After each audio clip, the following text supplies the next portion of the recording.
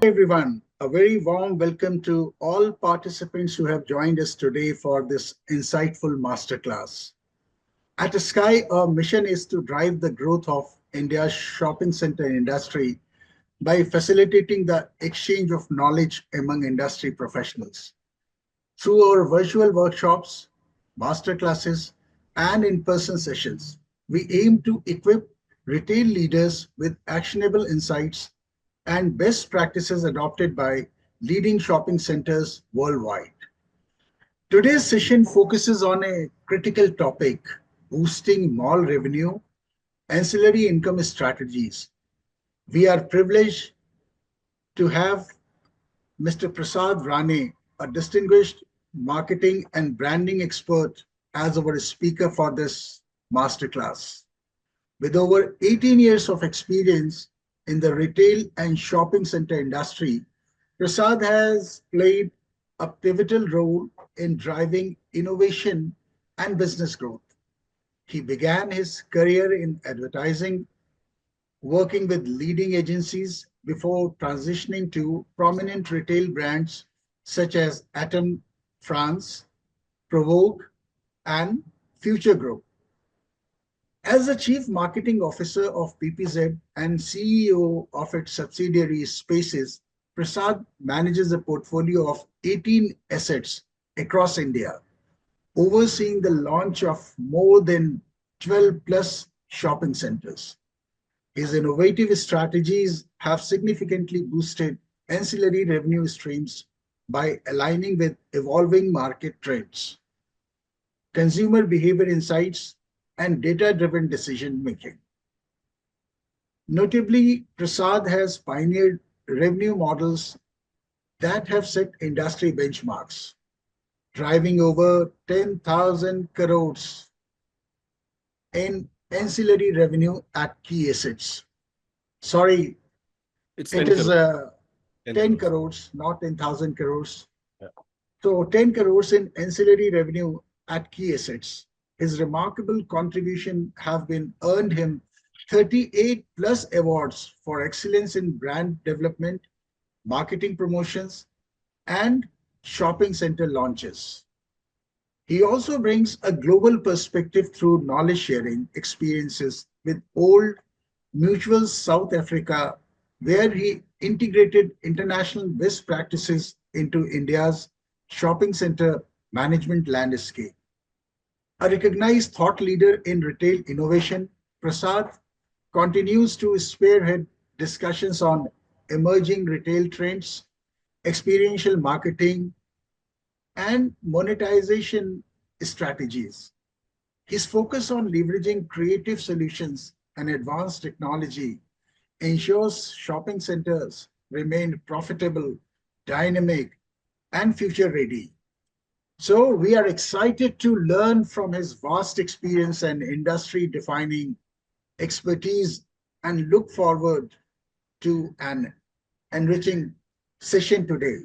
Viewers, feel free to post your questions and Prasad will answer them during the QA session at the end. So let's welcome Prasad. Over to Prasad. Thank you, Anjeev. Thank you so much. That was a great introduction. Some of the pieces you picked up, whether it was ETAM, Future Group, also for that matter, Old Mutual South Africa. Great. Thank you so much, Anjeev, for this. Should I start the session? Yeah, please. Do we have enough guys?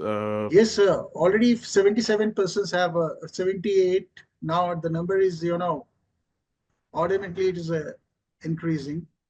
So Fantastic. I think we should start the session, or if you wish, you can just do a 2 minutes briefing about the subject. Then you can start with your presentation.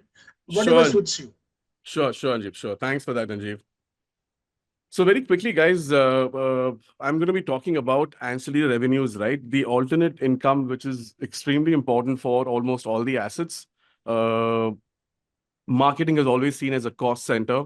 One of the things that led me move into something like uh, uh, ancillary revenues or alternate revenues for the malls actually started from PPZ. Earlier till then, obviously, SOH was a part of the day-to-day activities. But the fact is, the emphasis came to me almost 2 years ago when the board said that we would need to have a very strong income strategy from alternate revenues. And that's where I took up the leadership role, uh, did a lot of streams, revenue streams, if I may call it, in the assets that we manage. So very quickly, it's a workshop for everybody. The reason I'm saying something like this is very for a simple reason is what I've understood is there are people who have obviously just started their careers in the industry. So for me to really think and understand that I can start from a particular point would be not fair for those guys. Uh, so just sorry, guys. So just bear with me because a lot of fundamental principles most of you guys would know. For that, it may sound very repetitive, very boring. The mid section is where I've kept some good content for all of us. I've tried to add some principles, try to give some concept to how we could possibly approach some of the revenue streams. So yeah, let's start with it, guys. So the subject Anjeev had chosen, which is the unlocking the untapped gold mine of ancillary revenues. This is the workshop for 1.5 hours. I've actually tried to structure the entire presentation for all of us so that we have some time bound. Otherwise, I can keep talking and talking and talking, and 1.5 hours will get over very quickly. So we're going to spend some 5 minutes talking about obviously myself. Though Anjeev spoke about me, I've kept one slide about myself. I love that slide, guys. We'll also understand what the workshop is going to cover, the objectives and goals from this workshop.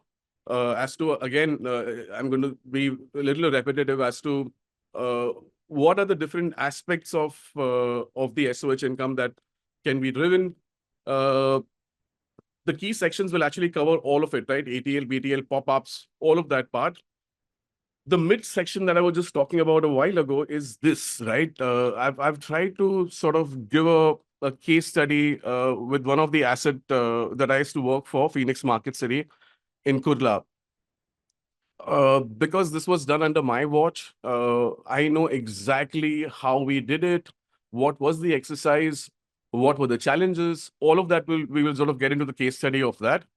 What are the emerging trends and concepts that the international markets are doing?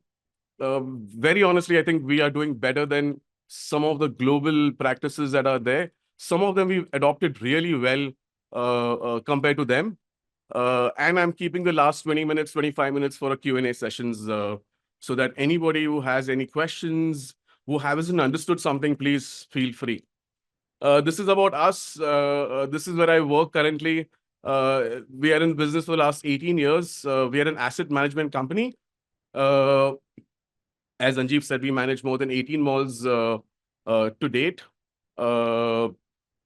This is our presence across India. We got malls in Bangalore, Chennai, Thiruvananthapuram, Mohali, Ludhiana, all of those places, right? So that's our. Uh, this slide was a little important for me because when I spoke to some of the in the earlier session, I spoke to some of the guys. They really didn't know the meaning of different types of asset class. We loosely use the word.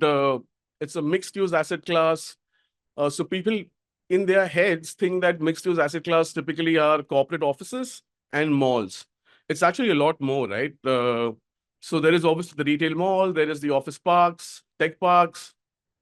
I just need to minimize this. Amusement parks, cinemas, hypermarkets, stadiums, event venues, townships, hotels, public transports. Now, the reason why I sort of gave you the overview on this is because in PPZ, we manage different asset classes, right? We manage malls, we manage tech parks, we manage one of the heritage sites in Goa, which is the Fort Aguad Jail.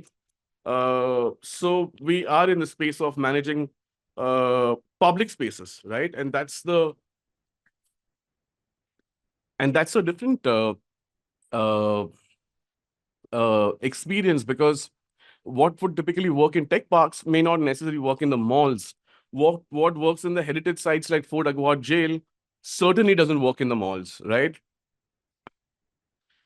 This is about me. I'm the host today for taking you all through the workshop. As I think Anjeev did a better introduction than I could possibly do.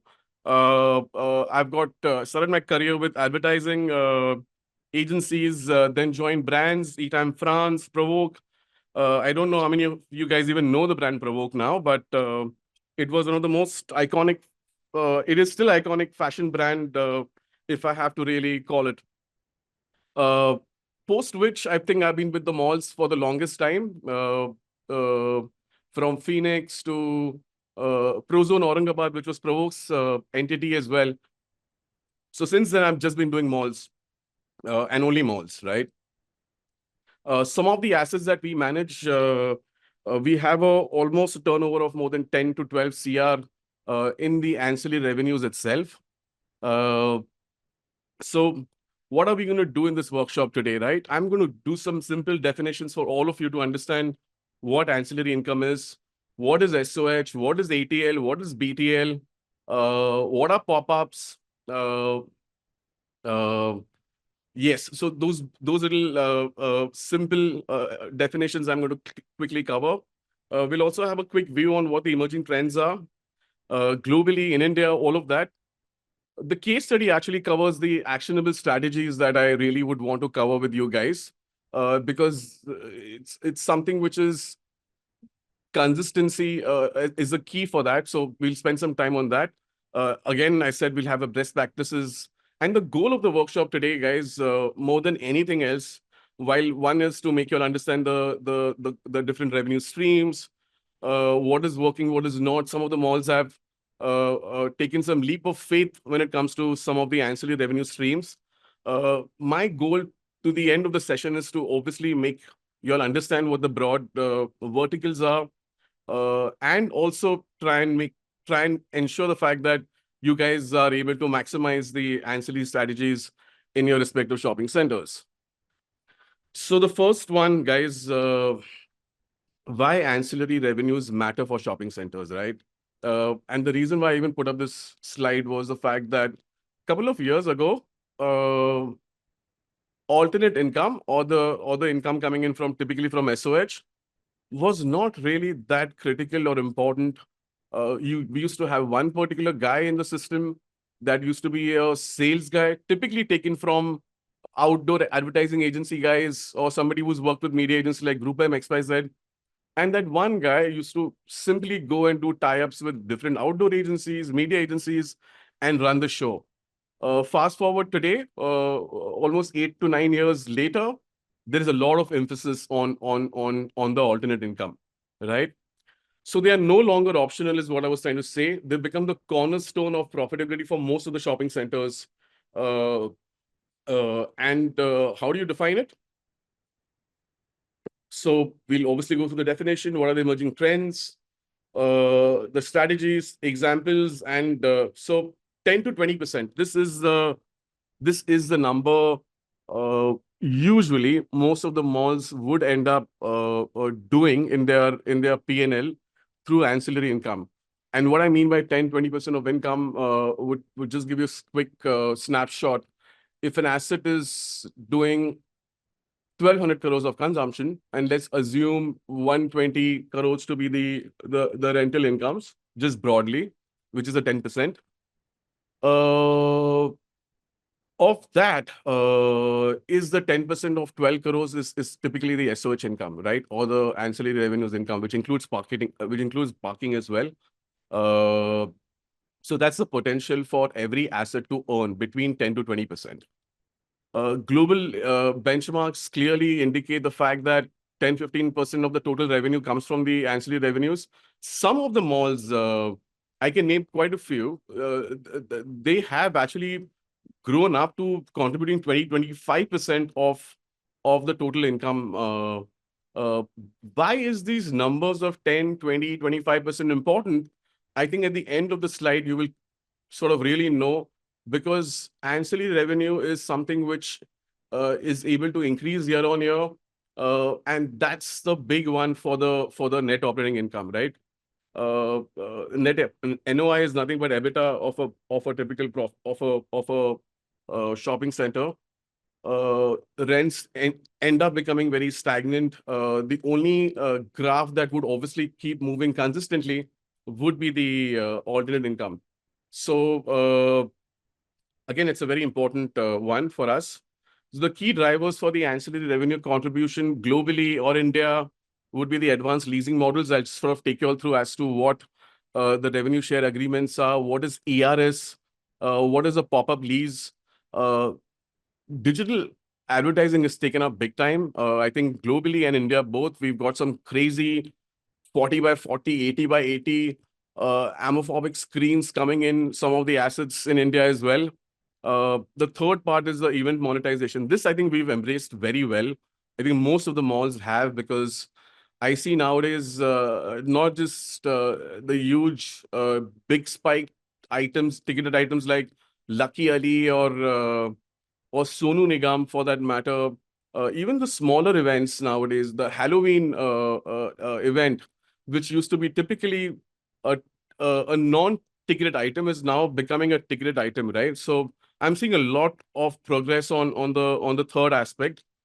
Fourth is obviously the parking and mobility solutions, from EV charging to valet services to last mile hubs, which your Instamarts of the world, and I'll tell you what and where this income stream sits in.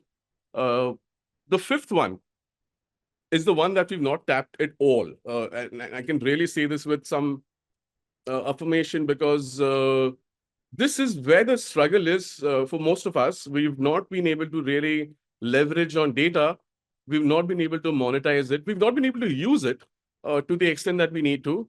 So monetizing would be a secondary step to this. And I'll explain you why on this as well. So um very quickly, what constitutes ancillary income, right? This is a definition. I try to keep it short. This is not the Google. This is not your uh, uh, uh, online ICSE term. I've just sort of really made it simple.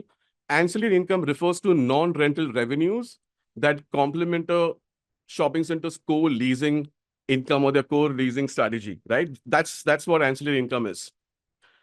We'll jump into the section one, which is the parking revenues. I think this is something that's most of the times underplayed. Uh, so what is actually parking revenues?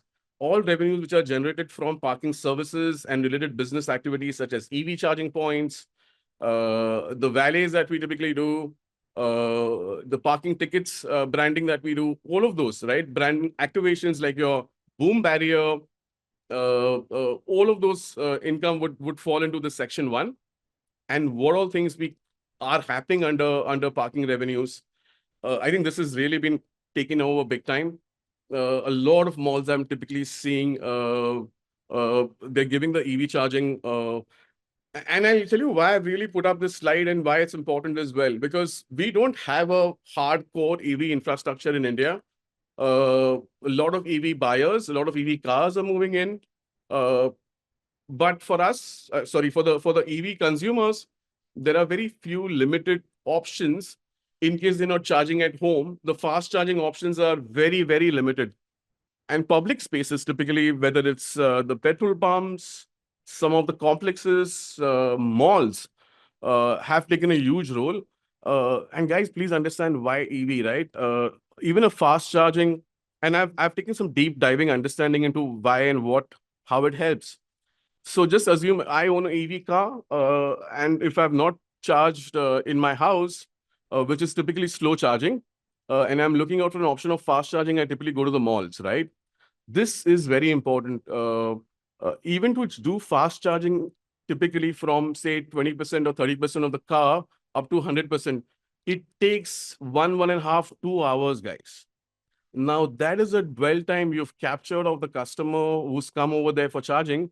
He's not going to sit inside the car, because you're not supposed to sit inside the car when you're charging. You can't put air conditioner, nothing. You're just supposed to park, put on charge, and leave.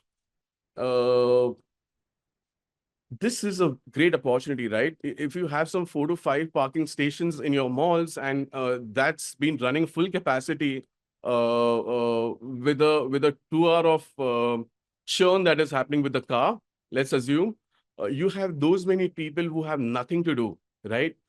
So whether it's the F&B options, whether it's your shopping options, whether you want to entertain them in some form or the other, engage with them with some form or the other, great. One of the malls, I don't want to name them, in Mumbai, have done a wonderful one, right? Right next to the EV, the fast charging, this thing, they have put up a small, I wouldn't call it a standee, but it's a small little pop-up that features and it says that these are the fine dining options available and these are the offers that are there. I saw it and I immediately went to those fine dining options, right? Uh, so yes, EV charging is genuinely becoming is a big one. This I think everybody, most of the malls have it. It's either car detailing, car spa, car wash. Uh, the third one, I think, a lot of the assets where the parking bays are not utilized up to the optimum, especially weekdays, right? How could you make some money through it? One is obviously by lending those parking bays to utility partners like Ola, Uber. Uh, some of our malls, we have given the basement, the B1 largely. I mean, most of the times it's B1. We've given it to partners like Spinny. Spinny simply comes and takes it over, puts down all their second-hand cars. They put up a small little cabin, which they call it the office, and they sort of keep getting influx of a lot of customers who come and test the car, see the cars, all of that. And Spinny pays a decent amount of money for taking those, right?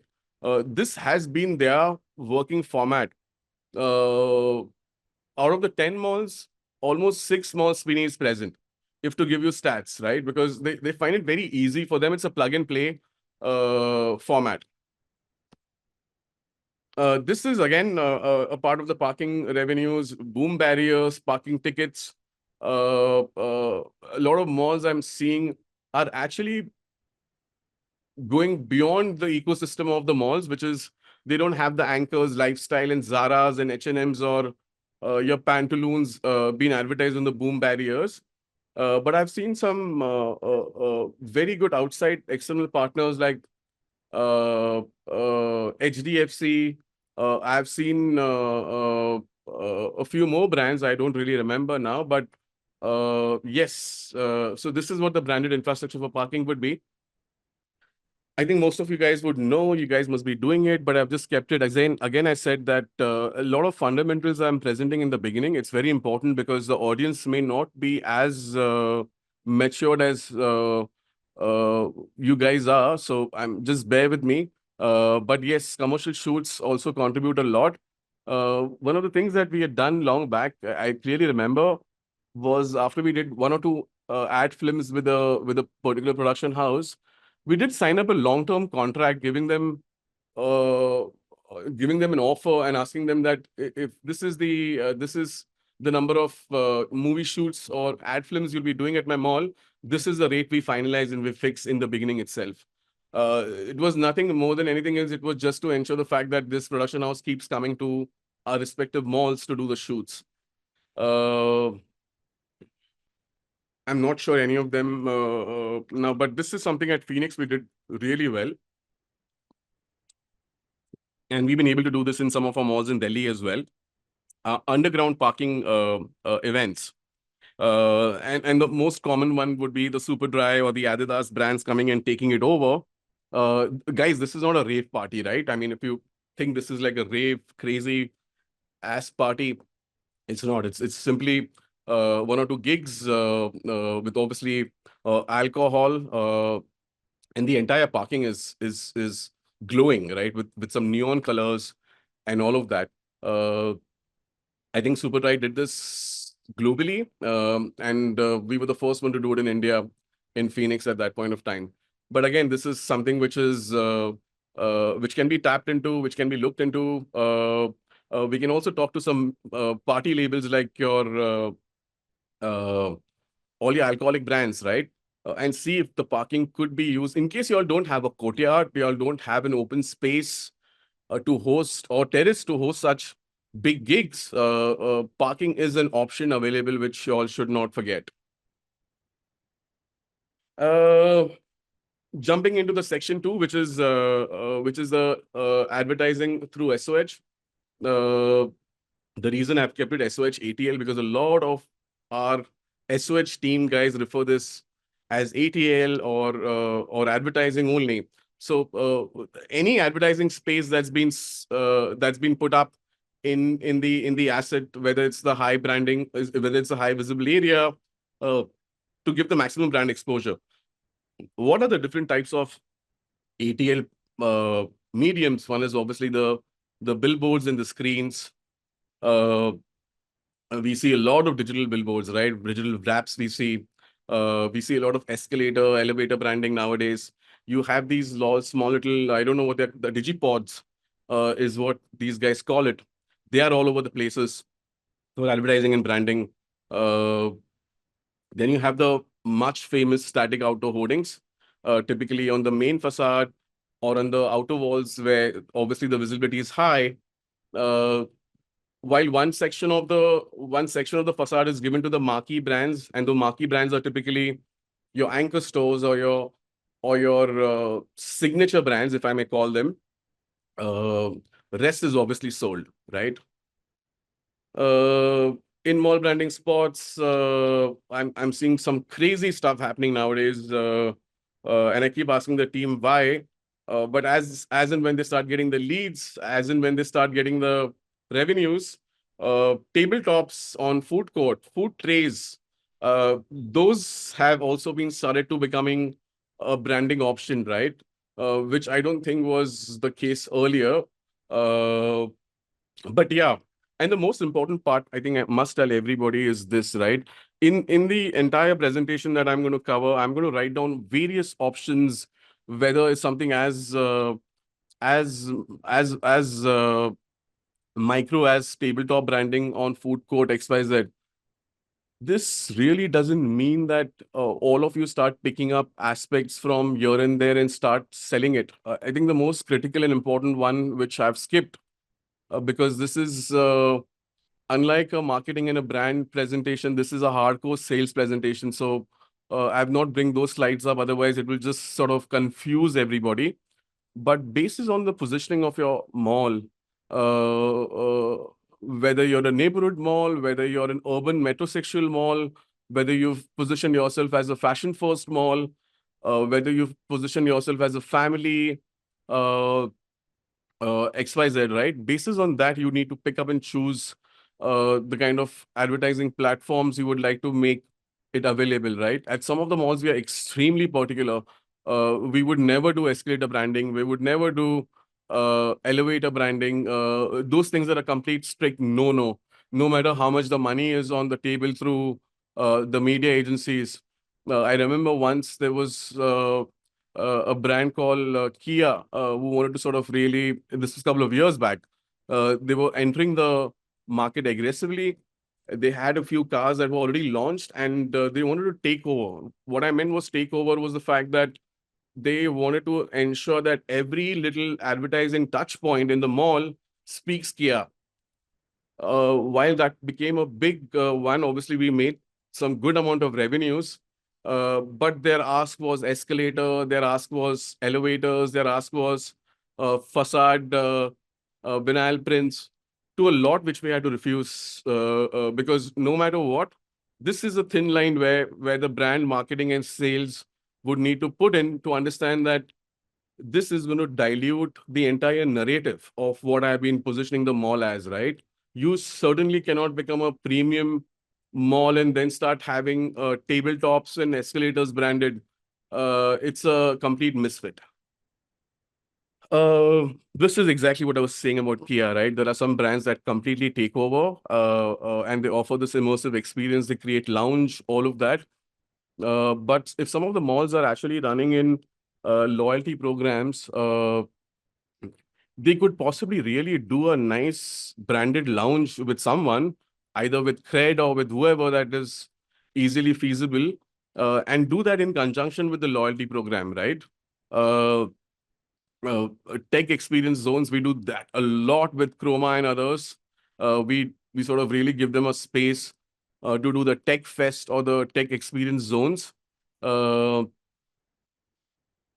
the section 3, guys, is SOH Uh, this is all the revenues that are typically generated from mall spaces like the atriums, courtyards, event venues, all of that, right? And all the aspects of exhibitions, flea markets, if is what most of them refer to that as.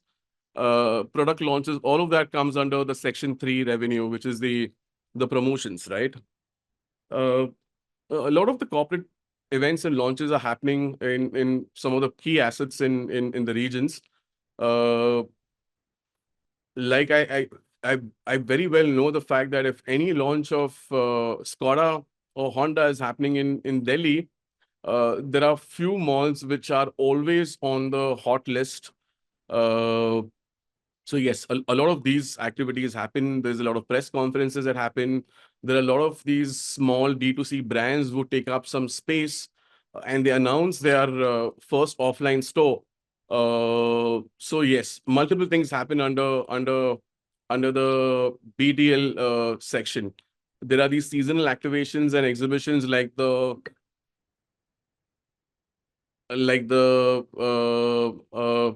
sorry guys, I might have to just switch off my phone.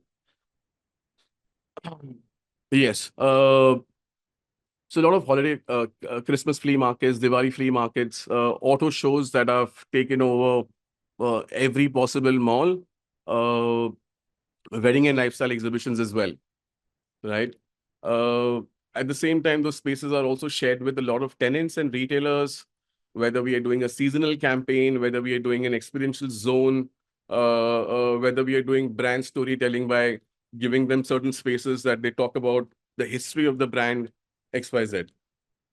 This is the huge one, right? I think in the BDL space, obviously, beyond giving out the atrium spaces for multiple things that I spoke about now, uh, one of the key things that is sort of blatantly happening, and there's a lot of potential that I can see still underway, are the concerts and the events that we are doing, right?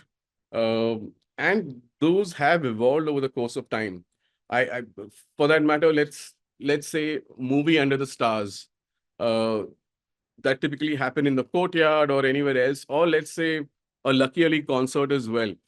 Earlier, it was just a typical venue partnership that used to happen with either Book My Show, Paytm Insider, formerly Insider. Now it's become in District and Zomato. Uh, but at the same time, a lot of the malls I'm seeing, they're curating events, and they are curating experiences as well, right? Which means they are ensuring the fact that the F&B is taking over at the same time when the concerts are happening, and in-house retailers themselves. So there's a huge. Some of the malls in Mohali, I can even name it, CB67, right? So when they're doing the comedy shows, the first couple of comedy shows that we did was out and out pure ticket selling, right? Again, those were tiered, so that you had 799, 1299, 1599, from early birds to the VIP. What we started doing is because we had a lot of F&B around where the venue was, where the comedy show was happening, we started actually scaling up the ticket to see whether there are audiences to buy it or no. This was an experiment, right? A clear experiment that I said, if it may work, it's great. It's going to have a good swing. The idea was not, the intent was not to make money or to cover the artist cost or to cover the event cost. But that's the eventual outcome, right? But the sole intent and objective was to see how could we amalgamate multiple things under a particular event and see whether the customers are really buying it or no. Now, let me give you an example of the same place, Mohali CP67. We did, I think we did Bassi or we did Hush Gujral. not too sure because we've been doing them a lot. The tickets were starting at around 2,999, which is almost 3,000 rupees, right? And the 3,000 rupees ticket gave you a package which involved starters, appetizers, 5 beers, XYZ, uh, to a particular price point, which was approximately 4,000 or 5,000 rupees. That gave you unlimited alcohol, which is beers, food, and obviously the show. So I'm seeing a lot of evolvement, and I'm seeing a lot of changes happening on that front, from just becoming a ticketed event venue partner to becoming a curator, to curating things and adding to the revenues, right? So we've covered so far the parking, guys. We've covered the ATL, which is the advertising spaces on facade, XYZ digital, and then we covered the BTL, which was the uh, activations on the flow, all of that. Now this as well comes under a BTL, but I've sort of really given them a different term. A lot is happening in this space. uh, uh, and I'll explain it to you what is happening really in this space.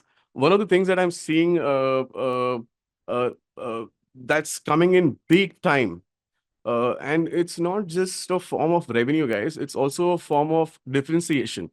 And what I mean by differentiation is the first one, D2C brand pop-ups. Uh, Malls have a full-fledged program, whether they call it the O2O, which is offline to online, sorry, online to offline, or whether they are really naming and calling it a particular section. But uh, D2C brands have become a part of our journey now. I think the Gen Z is thriving on it. COVID actually led to the acceleration of how the D2C brands, and many of them homegrown, have really started the offline format, Snitch, Comet, Daily Objects. I can go on and on, right? But the fact is, some of the malls were early entrant into ensuring the fact that they have a pie of D2C brands through casual leasing or through pop-ups. Uh, Now there are two aspects to look at it. In one of our malls in Bangalore, where we are actually hosting the Gen Z festival, it's nothing but a proper curation of D2C brands pop-ups, uh, some good entertainment lineup, and some good activities which really talk to the Gen Z. So we're calling it the Gen Z event. Now, the way we really planned it was in a way that while we sort of do the event, that's one aspect and one part of it. We are putting all our efforts, all our monies on the table for this particular event, because the business team is also planning to tap some of them who can see the potential in the mall to convert them into a proper retailer, right? So there are layered interest in doing the pop-ups with D2C and O2O formats.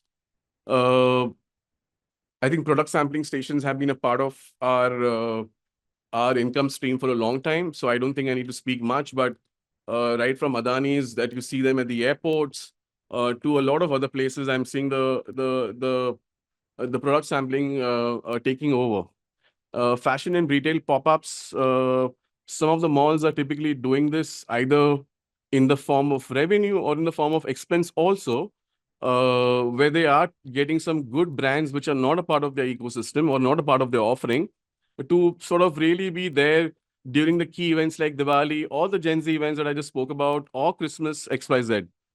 Um, this is again something which is some of the malls like Phoenix have been doing it really well, which is the art. They call it the art program, and the reason the word programming is used is because it is not short term. Uh, I think whenever and in my further slides also there are some uh, broad areas where I've given the word program, because program is not short term, it's not tactical, it's not short gains at all. In fact, you have to really build, be consistent over a period of time, over the course of time, to start seeing monetizing in that aspect, right? But if you think you're going to monetize from day one, those are not going to happen. And art and craft exhibitions, while some of them will come up to you and do a pop-up and pay you money and leave, while some of them you may have to pay some money and do it. Um, but if done consistently and done well, this becomes a part of your income landscape more than anything else. I think F&B pop-ups, we see it everywhere. We see it at the courtyards, we see it at the food court, we see it at the food festivals, we see it at the music concerts that we do. Whether it's your food trucks, whether it's the seasonal food markets, like the organic market.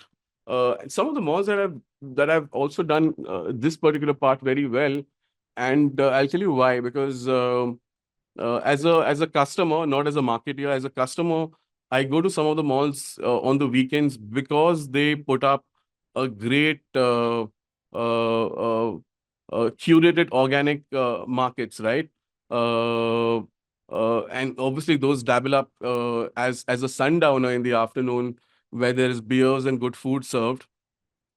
So yes, so these are some of the things that do happen under the pop-up formats.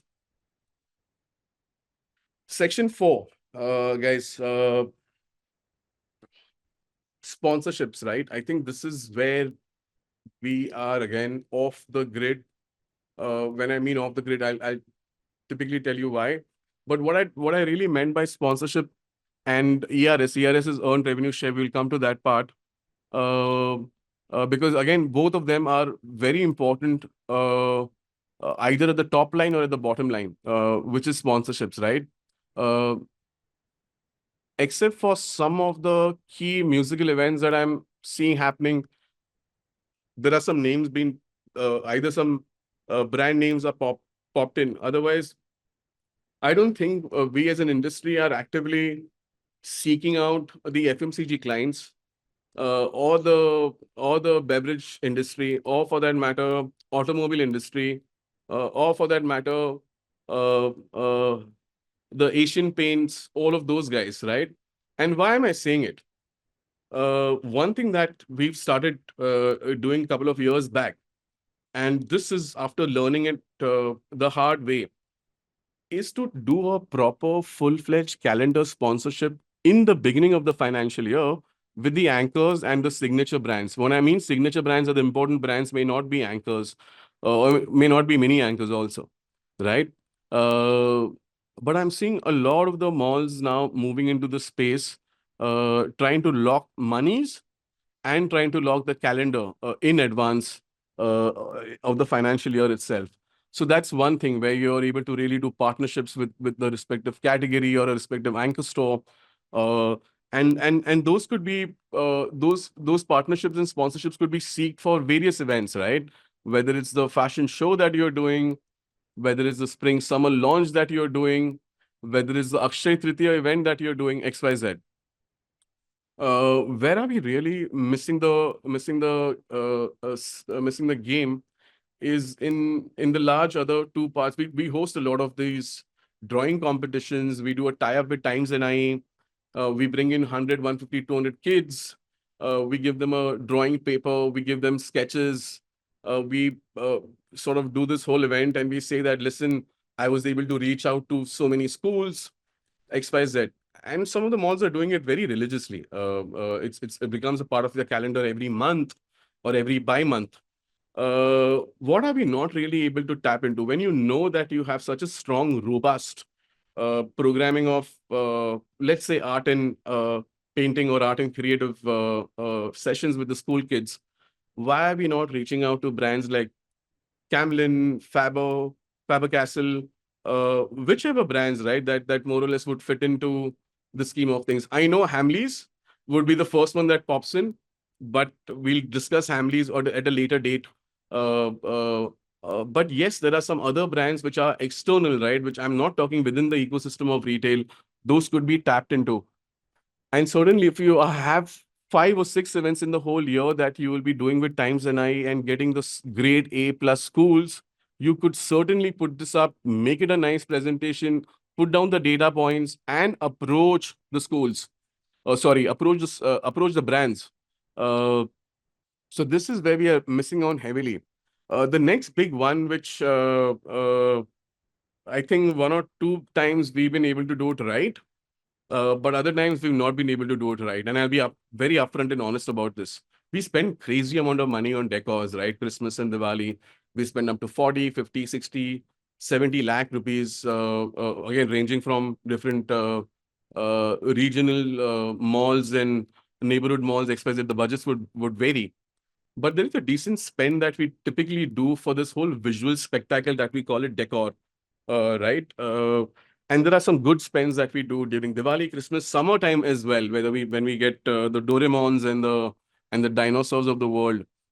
Um since these couple of events, we all know, as a matter of fact, are a huge burn in our marketing calendar. Why can't we? Because the event agencies or decor agencies will never be able to become a sponsorship agency. They are never going to do that. They are more busy in cracking themes and ideas and all of that part. But if we start taking this seriously, and again, I said we did this once or twice. The first one we did was with Asian Paints, which is the reason I've written Asian Paints as an example. Uh, why can't we partner with a decor furniture or a paint like an Asian Paints to be a part of the decor, right? Even if that means giving them distinct presence in the print ad or in the communication, doesn't matter. The mall is yours, the physical space is yours, the decor is sitting in your mall with a name which is external, doesn't really matter. But why can't we think beyond? Why can't we talk to brands like D Decor, brands like Asian Paints, IKEA, all of them? This section and area is where I see there's a lot of potential to grow. We're not doing it seriously. And the reason we're not doing it seriously is because we think we may dilute our Diwali, we may think we may dilute our Christmas event by lending names to brands like IKEA or Asian Paints. Trust me, it just works the opposite way. It in fact amplifies, if nothing else. It doesn't dilute your positioning. As I said, physically the mall is yours, the decor is yours. It's happening in your mall, right? And that wow factor still exists. In fact, the wow factor actually becomes a little better when you have someone to shoulder the burden of the expense and the burn typically of these decors, right? Um, and again, the IPs that we build in, the cultural festivals that we do, the music concerts that we do. Uh, One thing as branded marketing guys, we've understood that, oh, I'm going to call it, I'm giving it a name, I'm giving it an IP, I'm calling it something like an Ostrung, and the communication is called Ostrung Presence XYZ, all of that. While we've taken care of the identity, we've taken care of how the mnemonic is going to look like, we know what the framework of the event is, we know how often we are going to be doing those events, yet we are not able to pitch to Group M's or any other media agencies saying that, listen, this is our programming, this is how we are doing it. Uh, would you like, or any brand would like to participate or become a part of the entire IP, right? I think the festival naming rights, the alignment of either sharing data or sharing it much in advance and seeing whether those brands could fit in is a huge gap I see uh, with us. Uh, the most important one, I actually wanted to spend a lot of time on this, but I think as brand and marketing guys, and I've been the guys who are running the malls. Besides the minimum guarantee rent that we earn, the pure revenue share agreements that we have with some of the brands known as PRS, there is something called the ERS as well, right? Now, typically, old route would be do massive kick-ass marketing spend, burn, focus on one thing, which is get footfalls. And what are the footfalls going to do? Convert that into SPP and convert that into consumption, right? And thereby increase the revenue share potential of a retailer who's on ERS or whichever category is on ERS, and thereby earn the ERS. This has been an always a format that we've been doing. In the recent times, what has changed, what has been done differently is this. Uh, I know. This community development as a word sounds. I, I think it's abused to next extent, but I'll explain what is the meaning and word of community. I've tried to give it a different perspective for people to see it beyond that lens and filters. because anybody and everybody, from brands to malls to marketeers to brand managers to center directors, uh, are saying that, oh, we are trying to build a community. This is a community building exercise. But what does it really mean?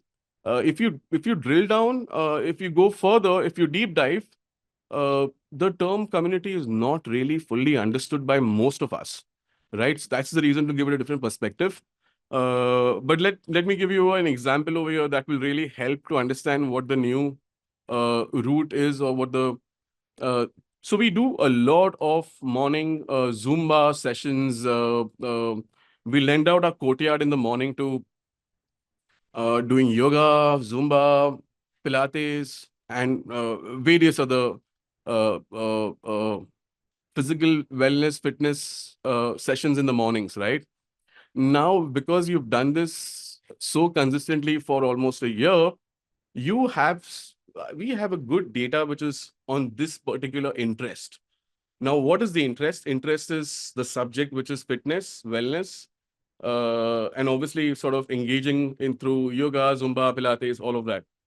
Now, this is a clear-cut filter of database who's interested in anything which is to do with wellness or fitness, right? Thereby, from doing your hardcore mass advertising, you're at least able to narrow down on the data, which is are anytime going to be kicked in or interested if you have anything to remotely close to their interest, which is wellness and fitness, right? So obviously targeting marketing helps. You're now able to. So now in a database that we maintain, we have divided the database in different categories of interest based, right? Earlier it used to be a very simple play. Demographics, psychographics, age se filter kar lo, ya to you filter from the income, sorry, from not from the income, sorry, from the consumption that they're doing in your mall. So you put them in various slabs. uh, but what's changed is the fact that this part has changed, right?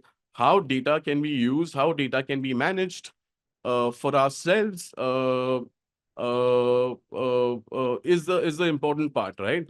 Now, this is and this example I've given you for physical and wellness. Just imagine if you are hosting and doing 4 to 6 pet shows. So many malls I'm seeing nowadays are on the trend of those kitab lovers, book chore, XYZ. Do any one of us even care to get the data of the people who are coming for these special interest based activities? Because if you don't care about that, you can keep on harping, saying that you're building a community. You're not building a community, right? The first stepping stone would to identify the kind of interest groups that you want to cater to. What are those interest groups? Those are the communities. And once you know it, once you're able to give attributes to that particular interest group, you start building data from there onwards. And obviously, this leads to a much more predictable ERS versus saying from the gut that, oh, I did this particular event. That's why 7 to 8 brands of them in this particular month have clocked ERS. Uh, I think a little more focused approach on this particular aspect really helps, right? Uh, Section 5 or some of the other areas that could possibly be the revenue streams. Not all the possible assets would have these multiple additional revenue streams that I'm going to talk about, the touch points I'm going to talk about. But a lot of the malls that I see have become or have taken the repurpose, and I'll tell you what the repurpose is. Terraces typically used to have HVACs, all of that stuff only, not accessible, didn't think about using the terraces. Today have got a repurposed value of using those terraces, right? So what is happening on the terraces nowadays? It's obviously they're not creating a banquet hall of it, but those terraces are used for various things. For one of the things that I've seen in some of my malls, terraces are used really well are the sports facilities, whether it's putting up the cricket net on the top, whether it's putting up a soccer field on the top. Uh, some of them even actually put up the running tracks on the rooftop, right?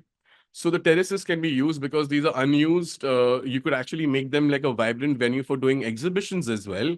Um, yes, if it's moving into hardcore F&B or hardcore leasing, then you have the open air cafes, restaurants, and rooftop bars that are happening typically, right?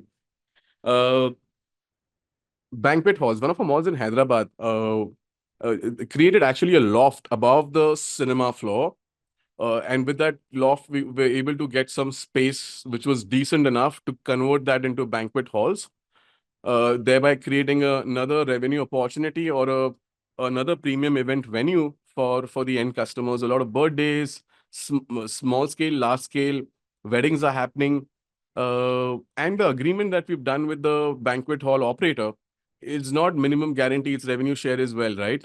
Now I know there is nothing much I can possibly do to bring in more weddings and anniversaries to the asset or to the property, but again, as I said, some of the areas that are not used or could potentially be used are the different forms, right? Terraces, banquet halls, and the last one is my genuine favorite. Uh,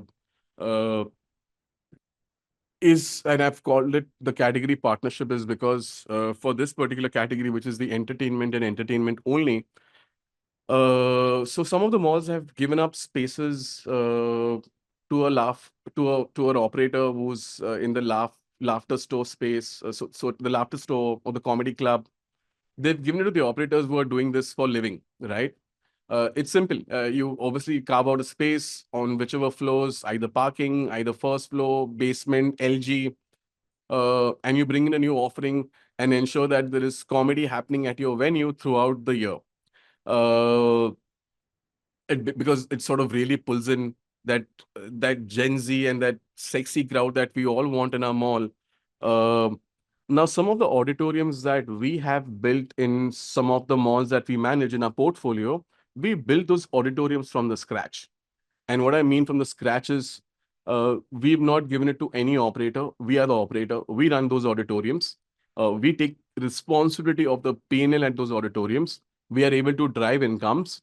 We are able to host comedy, poetry sessions, book reading sessions, private screenings, a small experiment theater.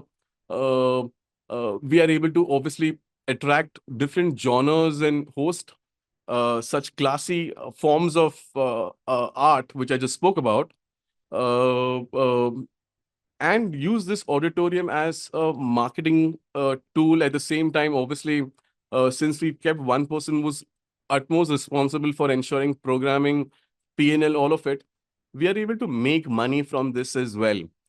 So yes, you have options. Either you can remove all the headache and simply give it to some operator like a comedy club or whoever would simply run the shows their way, because the programming, the selling, all of that will happen through them.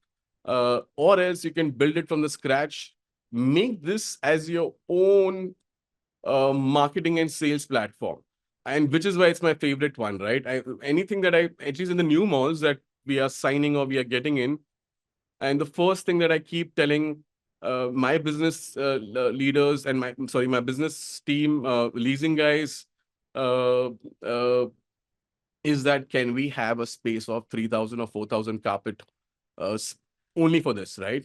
Um, and you will understand in one of the latest slides where I'm going to explain about consistency and ritual marketing. That's when I will touch on this subject all over again. But yes, these are the different ways and forms of uh, uh, uh, uh, avenues of having income streams coming in, right?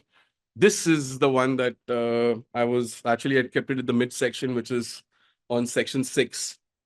Uh, so I don't know how many of you guys even would know what ritual marketing is. Honestly, I didn't know this. I was trying to look out for a term. Uh, uh, I was trying to look out for a term that uh, that demonstrates. 1 minute, guys.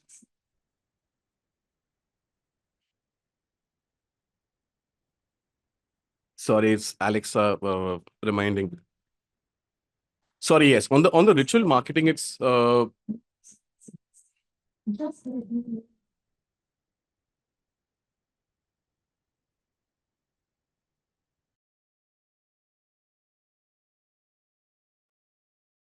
sorry, guys. Yes.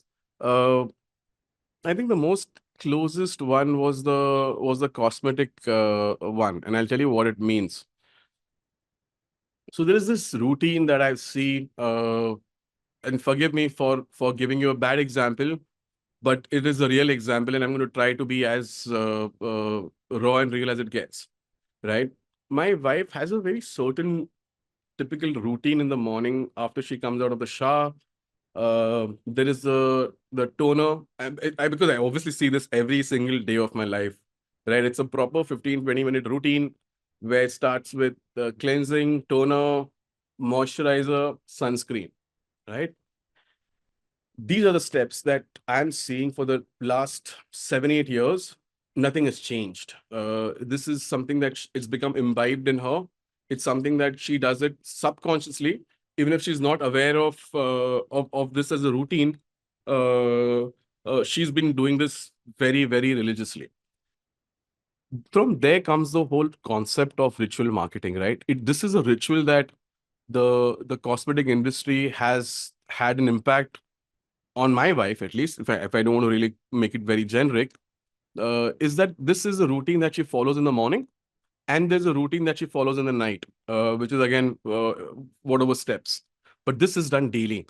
Uh, I think once the cosmetic industry or the brand, whatever it is able to really form this habit or a ritual, uh, rest the work is done, guys. You simply have to then, I think, go with the flow or become a part of that ritual. And what if we, right, start integrating some of the principles of ritual marketing into our malls and see some magic happening, right? And I'm going to give you some good case studies, some good principles as to so that you'll be able to relate better to what this entire thing is.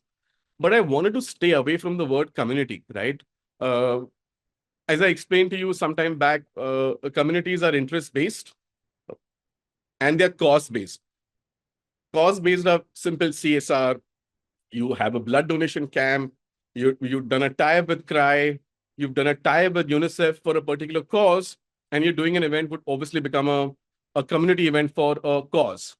Interest based communities, as I told you about fitness, book, judo, karate, all of those would come into the interest group. Uh, but this, I don't see this pure play of community, but I see this as us, as marketeers, right? Because we need to put this into practice. We need to build a culture. We need to build a habit. And only then this is what we'll be able to see. So how it typically works, guys, you develop a recurring habit-driven experiences within the mall. That's one part of it.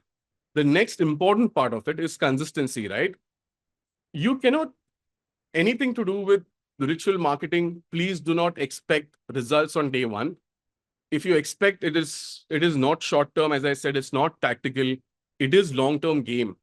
It is something that, in my experience, because I have done this well, I'm able to tell many mall developers, I'm able to tell my business heads that, guys, be patient. Uh, let's be consistent for the one full year. If it's a burn, let it be a burn. But let's develop this recurring habit and try to create experiences, right? One of the classiest examples that I think we all of us know, uh, even without naming the mall, I can tell you this. This I used to live next to the mall at that point of time, and how my father, how my mother, how my sister, how myself, I wasn't married then, became a part of this habit that one of the malls in Malad did very, very, very well, right? So what they did is they had a huge parking space, open parking space, huge. And obviously they've got basements as well. but the open parking space up till 11 in the morning used to be not utilized, right? Uh, so what did they do? They started activities. They just initiated some activities, and they infused. There was a small laughter club happening there, where obviously all the adults were laughing. There was a yoga session happening in one place. They were running tracks all over the place. Uh, uh, um, uh, slowly, I think after a month or two, I could see the cricket pitch coming out in the open parking. After a month or two, I saw the soccer pitch coming out in the marketing. Sorry, in the parking. Now, slowly, the mall actually made us fall into this entire thing of coming every day in the morning, because this place is where I used to do the run. Right, it was simply started with a run. Uh, then obviously I met a lady who said, "Why don't you meditate? It will really help." And I took up some yoga classes. And obviously with me, then my family joined it. Uh, we keep saying that we want to make mall as the third place in our life, right? First being the work, second being home, or first being home, second being work. uh, all the malls craved to become the third place. I think this mall, at a very early stage in its life cycle, achieved it in true sense, right? This mall to us was another place that we used to go for everything. I remember walking in shorts and slippers, because this mall was home to me. I used to be here in the mornings, I used to be in the evenings, I used to drink at this place, watch movies at this place, shop at this place. So it did become a part of my day-to-day experience and engagement. Fast forward today, it has I don't stay close to this mall anymore, but as much as I know, it's got more than 300 400 registered regular fitness freaks coming in daily in the morning. uh, from just having a small tracks and a small little place where the yoga was happening. Today obviously the volume has increased so much. There are food stalls now, there are detox juices, coconut water being sold in the morning. There are instructors who actually come at the parking facility, because obviously they're charging the XYZ customers. Uh, and I see one or two pop-ups of sports brands also coming in much later, right? Now, what has this mall done well? And let me tell you something. It was an idea that grew into building a whole fitness community. Made this as a habit for the nearby catchment customers to come to the mall for reasons beyond shopping. Uh, this is exactly what I was trying to tell you about ritual marketing, right? Uh, it is time consuming. It is a lot of burn in the beginning. You have to be consistent. Nowhere in the middle of the course of the exercise, you would want to give up and say, you know what, it's not working, guys. I just get 50 customers, for which I'm opening up the bloody mall. I'm doing so much. Operationally, I'm going to be screwed. I'm burning. There would be a lot of resistance coming in from your center director, from your ops team. But one thing, at least with my experience and with my this thing knowledge, you need to stand strong. You need to believe in it. You need to do things well and be consistent, right? Because that's the key on forming any habit. Uh, so as I said, how it works, the routines build long-term loyalty, customer, and a very consistent revenue stream, slowly and slowly. Insight, which I spoke to you all about, it genuinely came from a skincare brand or a skincare rituals that I've been going through. What it basically leads to, you have a very predictable and repeatable customers that are coming to your asset. You have emotionally connected with them, right? This is the most important part. Emotionally connected with any set of customers or any segment of customers, then you've done your job really well, because then whatever else you do, it becomes a part of their lifestyle and identity.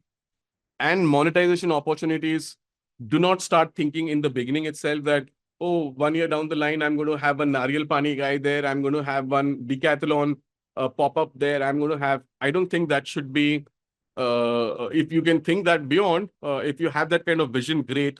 I think just build the habit, build the ritual, make them come to you on regular basis. If you've done this part, monetizing is going to be easy because then there are different options and avenues that you could think of, right?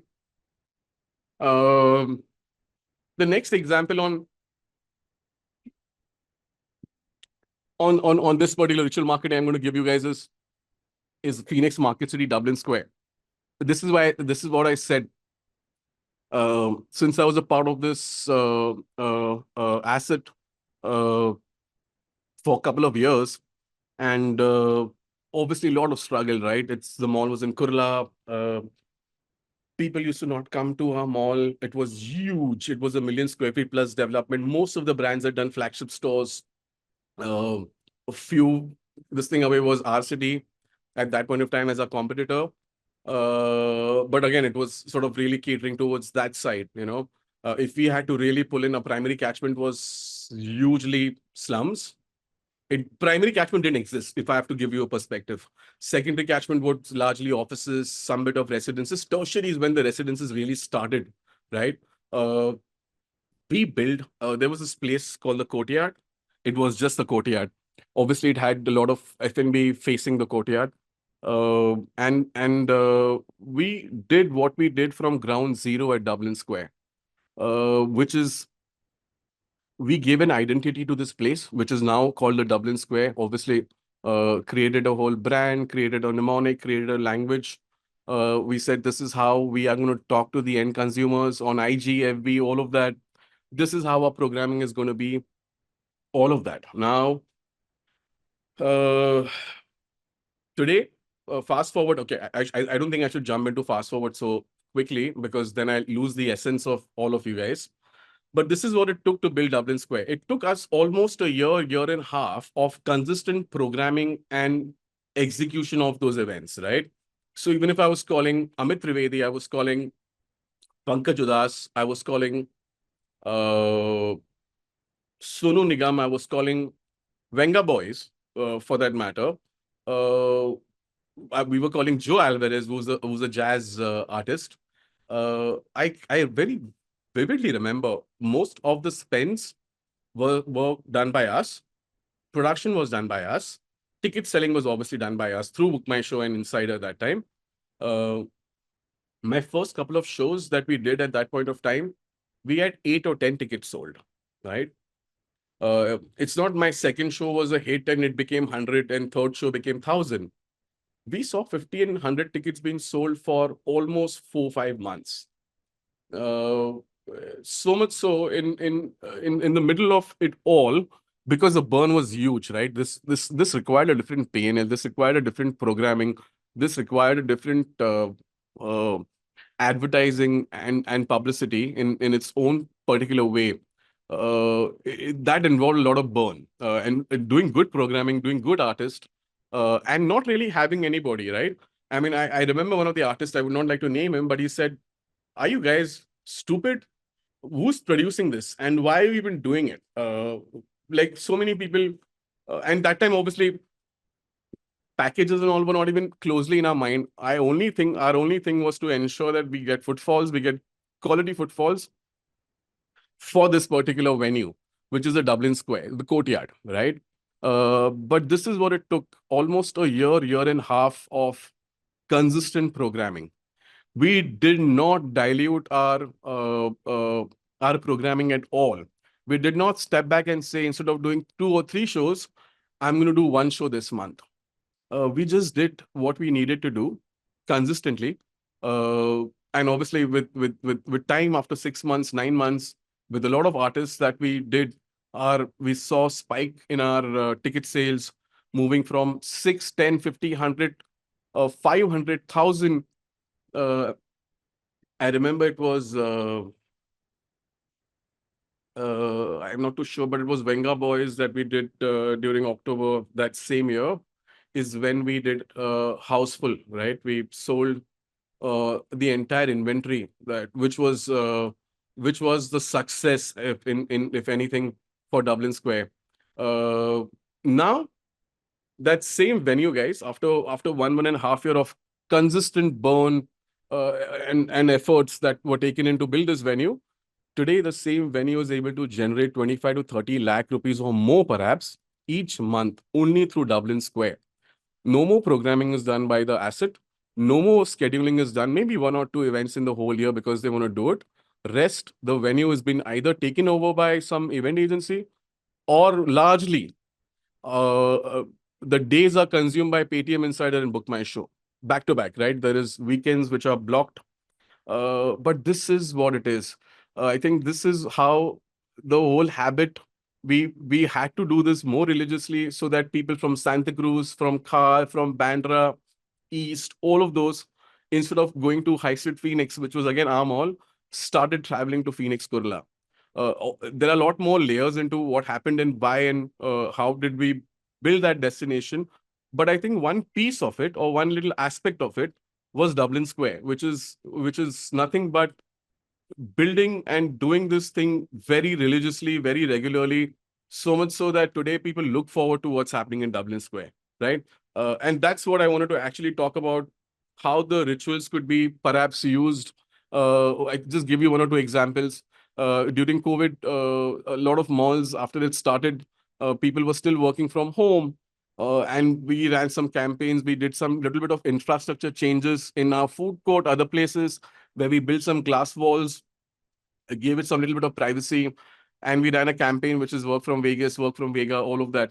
Pet shows is a big one again, that just sort of do it more religiously, more regularly, and you may not just get the HUFT store in your mall, but you would be able to do a lot more in that with the data that you're sitting on. Marathon, cyclothons, book reading clubs, all of that. These are all ritual forming habits that we need to sort of, as marketeers, build the story, build a narrative, not keep the short term gains in mind, but do it more for the long term, make that place as a habit. Uh, and I think that's the concept I actually wanted to sort of take you all through, maybe make you all understand how, which malls did, how they did it. And again, one clear pattern is this: do not leave those things in the mid course, right? Do not leave the activity or that event or that IP or whatever else you've created in the middle of or in the mid course, thinking that this is not working.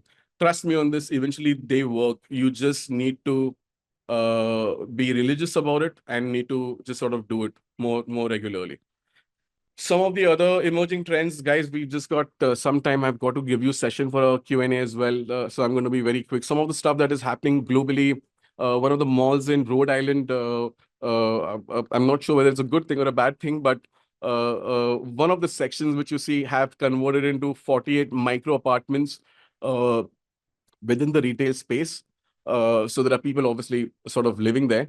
That's one of the few trends I've seen. Some of the malls have a Bay Area mall in Cal have got a specialty food store coupled with with an anchor or Tokyo Central. So it sort of has become a proper communal shopping experience for that blends retail and dining both. um, a lot of them have moved into other non-retail formats, which is co-working spaces. Some of them, I don't know whether this is good enough to talk, but some of them have turned this thing into polyclinics, into diagnostic center like blood tests, all of that part, right? Because those are supposed to be hidden away in the corner, not accessible. So some of them are turning into small key boutique hotels and bespoke hotels. Some of them have become into medical practices, which I just spoke to you about. So these are some of the things that are happening globally as well. One or two large one which I'm going to just sort of build and do is the embassy outreach program. And the reason I've called this an outreach program, because again, it's not just doing one event that's going to make you or break it, right? Again, giving an example of embassy, which is Japan. I think the first year we kept on meeting the embassy officials, trying to understand what their programming calendar is. trying to contribute some of our monies to their programming calendar, but ensuring that we are talking to the embassy guys regularly. Hosting Diwali parties for the American embassy was something that we religiously did. Year two, the embassy officials started really taking us seriously. At the first 1 or 2 events that we did was not even a money earning IP, which was the Cool Japan, right? It was done way many years back, with obviously with the Japanese embassy and consulates. Uh, for the first year, I don't think it was any money that we made. In fact, we burned some money to make some production XYZ. Year 5 or 6, we are doing around 15 to 18 lakh rupees over the course of 2 or 3 days in just the Cool Japan festival, right? Now, these things are not your regular uh, streams of SOH and parking and ATL and BTL. I think these are programs that we all have to build it over the course of time. It takes relationship building. It takes, again, consistency. It takes some efforts. It takes some burn in the initial period. Burn is something which you guys have to live with. If you're not able to live with it, I'm saying do not even do or think about ritual programs, because they will not work. Sincerely, they will not work. This is how I think the embassy outreach program is, to sort of really meet a lot of consulates. And by doing Cool Japan Festival, one more thing which I just quickly leave it to you guys, was because of them, we got one opportunity with Netflix. Uh, there was this Netflix release called The Bright. I think so, yes. It had Will Smith as the lead. Uh, and we got a lead from the embassies on them looking forward in India. They are looking out for a venue. That's when we pitched. That's when Will Smith came to India. That's where we actually did the theatrical release of the movie Bright in our PVR theaters in Phoenix. We Over the course of 2 days, which had many elements, not just the meet and greet of Will Smith, but his visit was one thing. There was a lot of Netflix branding all over the place. There was a lot of small zones which were created about the movie Bright. I think we roughly earned around 1.5 CR at that point of time, just with this one collab and association, right? But this is what it will bring you over the course of time if you do what you needed to do. The other, like I spoke about the embassy, there is a corporate outreach program that you need to tap into. Host tournaments, create some competition with some MNCs around, which we did. Again, those guys come on your own after 1 year, 2 years, and they start using your venue for various competition, whether it's singing, dancing, whether it's their HR welfare events, whether it's football, soccer, cricket tournaments, all of that. So I think corporate embassy is largely something that we can tap into and clearly move on. That's it. I'm going to quickly talk about the data. I think this is where most of us are doing it wrong or not doing it perhaps at all. Uh, One of the malls in Delhi, Vegas, right? We allowed for almost 1 year for the external agencies to do audit in terms of walk-ins.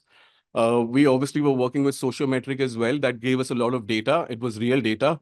It was not the DFMD footfall count machine of ours.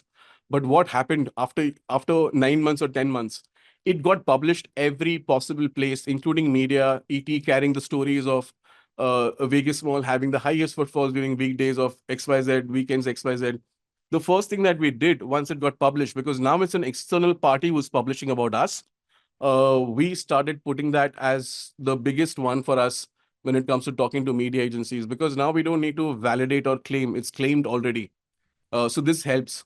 Largely, we don't share data with the media agencies. Largely, we have just given outsourced our digital screens, our activations, and we make one presentation in 1 year and give it to the media agencies. But nobody updates it. Nobody puts in more data, which we have. Nobody puts in that so many walk-ins or so many people from our catchment are coming in. Nobody is putting in what kind of profiling of customers are coming in. I think that chunk is largely missed from our end. As an industry, I'm saying this, if I have to say. But globally, this is done really well. How they monetize data from these sources is another whole session altogether. Last but not least, guys, why I said assets need ancillary revenue is because the real value forms in the net operating income, right?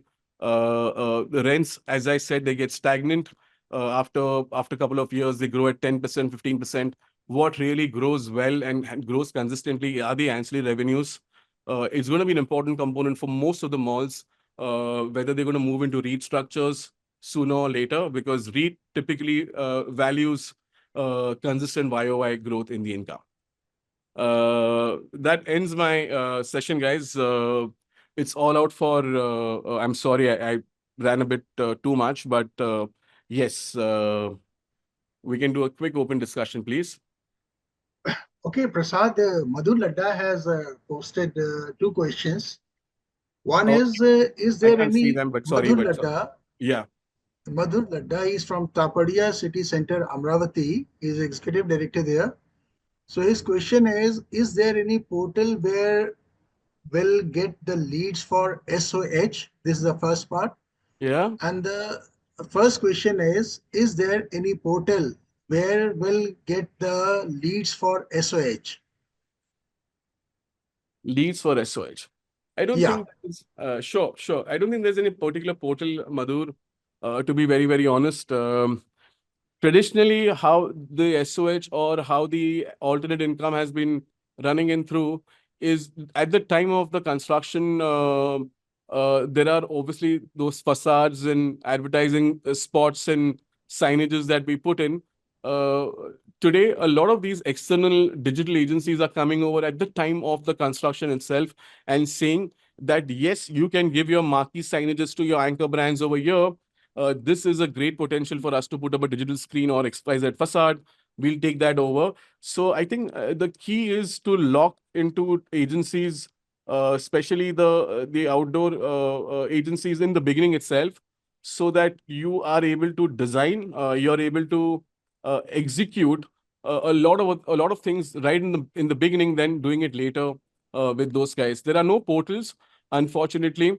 This is traditionally how it moves on is the mall industries largely is taken over by the outdoor agencies like Bright and Orienta and all of them. They in return are talking to the big agencies like Group M, XYZ. Say, for example, if Mercedes wants to do a campaign, just giving an example, and they're launching a new car, they have 4 to 5 tick marks in terms of obviously these many hoardings, these many malls, uh, these many print ads, XYZ. Now, when they say these many malls, it's then your presentation, your pitch, your data that determines whether you're going to be a part of that new campaign which is happening or not.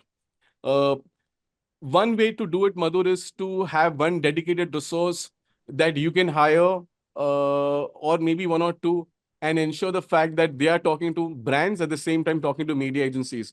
Because brands typically would not engage with individual malls, because again, the accounts are typically with the larger group M's of the world. So yeah, if I've answered your question. Now the second part of his question is what he has written. Yeah. Prasad, it is an enlightening masterclass. Quite a few aspects that we didn't think could be used to monetize. My question is, what strategies can be implemented to attract national or regional brands for short-term leasing or promotional spaces in smaller cities? These brands and companies don't care to spend or prioritize them in good quality malls in tier 3 cities, even if we go through a national agency. Should I Sure. repeat the? No, no, I think I've understood the gist of what the question is. Yeah. Madhu, there is no sacrosanct strategy or a approach to this particular thing. I think largely, Madhur, what I covered today in the ritual marketing as a concept was to illustrate this, right? It's so again, I'm going to go back a bit and tell you this. When we were doing and building Dublin Square, we didn't have Paytm or sorry, we didn't have Insider or Book My Show, or for that matter, any agency, whether it's Percept, whoever, not even closely interested in a place like Kurla. We knew because I was going from door to doors. Me and our obviously our team were approaching so many people, so many media guys, brands, ticketing platforms, everybody brushed us off saying that this is not going to work, guys. No one is going to come to Kurla in your bloody courtyard, which is going to have a 2,000, 3,000 capacity. No. Uh, but I think we just did what we needed to do for 1.5 years, post which we got what we wanted to.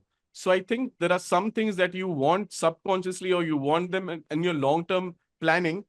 You got to do it on your own, do the burn on your own, demonstrate as to why you're good, what you've achieved in by doing consistent events. I think yeah, that's the answer to that. Okay, Prasad Farhan, MK Farhan, Yeah. he has asked, can you give an example on live decor partnership for a kids activity? Yes, I think some of the brands that I mentioned about Camlin and Yeah, Faber yeah. Castle are a clear-cut examples of how the kids largely. I know Hamleys don't spend money. I'm going to get killed by saying this in the forum, but even someone like Hamleys, if really done and planned in advance, Hamleys also becomes a part of your sponsorship or becomes a part of your live decor for Christmas, especially. If I'm saying internal tenant in a retailer as well. Rahil Said, Rahil Said is asking, he has written, thank you for such a great insight. I just want to know how we monetized a mandated mall which is sold to investors as the long-term approach is missing from the developers. A very Uh, serious question. sure. No, I think the soul malls, the whole story and the landscape changes quite much because typically in the soul malls, again, there are different formats within soul malls, but there is very little that you can play and exercise in that term because uh, why does any marketing or a marketeer or any particular sales team would crave or desire a certain objective or a result is because of certainly a couple of things, right? One is, as I said, consumption, net operating income, ancillary revenues, all of that part. When the malls are typically sold, all of this goes into backtrack, right? You no more you want to you don't have to worry about ensuring the fact that you need to have so and so consumption. You need to focus on ERS or PRS, or whether brands are doing good or no. Everything becomes mediocre in its approach, in its burn, all of that. Um so I think really putting up and doing something like a ritual marketing and building some IPs in this thing, because your core targets have shuffled, they are not a part of your approach anymore. So you simply do what has to be done to run the mall in the hygiene form of way, if nothing else. Okay, Sagar Shah, he has written, creating banquet space deteriorates the plumbing drainage lines, and too much of material movement for parties disturbs the mall customers and Yeah. stores. How do you overcome this? So this is a very important one, right? I think two, three places. One is I spoke about parking, in which I spoke about we could give it to your last mile guys like Instamart. In some of our malls, these things are very important, right? If it doesn't have a separate entry exit, if it's not disturbing the customer flow or the parking orientation, only then we start giving out these formats to the last mile delivery guys or to Spinny for that matter. Like if example, if my parking space is less and I'm going to struggle on the weekend with my existing parking capacity, I will be stupid to give it out on a long term with Spinny. Likewise, for banquets, as I said, there's only few malls where we were able to craft the lofts, keep it a different entry exit, not disturb the overall flow of people, all of that. Only then you need to take them over, not just take them over because you need to take them over. And one important point, which I have said in the middle of this thing is, if your mall is really positioned in a certain way, and you don't want to disturb the essence of it, please do not even think about doing something like a banquet hall or whatever. This was a dead area. We could create one space above the cinema floor, and it did lend into well, because there was only one escalator, which and one elevator which is used by that banquet hall. All those things fell in place. Only then it sort of got done. Okay, Lakshmi Menon from Nexus Seawood Yeah. asking, how is AI technology going to used in future to generate revenue? Should I repeat the No, question? no, no, no, not at all. Not at all. In fact, one of the Yeah. slides I wanted to cover about AI, but I said it will be too much in this tight session. I just wanted to ensure that I touch the basics, fundamentals, and talk about some concepts for all of us. Um, I think for that matter, AI is becoming a part of our day-to-day living, in our day-to-day functioning, in our day-to-day stats, and our day-to-day monitoring as well. How will AI really help in the future? I think, as I said sometime back, right? We publishing and allowing an external agency to audit for one whole year on footfalls led to a strong published story everywhere, which is talking about our footfalls, talking about great dynamics, XYZ.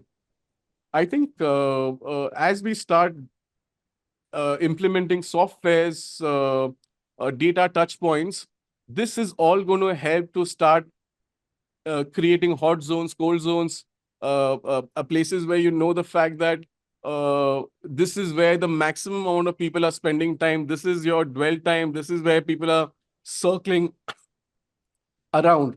I think more and more softwares, I think more and more uh, tools to help gauge people, help gauge gender, help gauge the dwell time would obviously help us understand the locations, places which can be monetized better than what they are. Okay, Ankita Rathod, Ankita Rathod. She is requesting, can you please explain again about the ERS slide? Of course, yes, sure.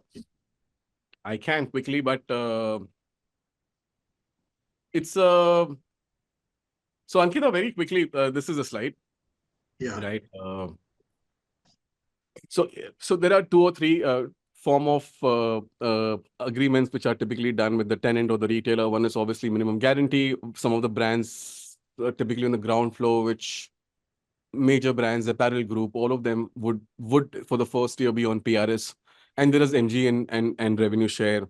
Uh, Now the whole focus on the ERS brands is because obviously beyond MG amount, if they're going to give you anything, any penny which is beyond that, uh, is because you have ensured as a marketeer for that particular mall that you've done the right quality of events, you've done the right segmentation of people who've come to your mall, because you've done the right marketing, and you've been able to drive with consumption for a particular category or a particular retailer. You are able to take that additional revenue from the retailer. That is ERS.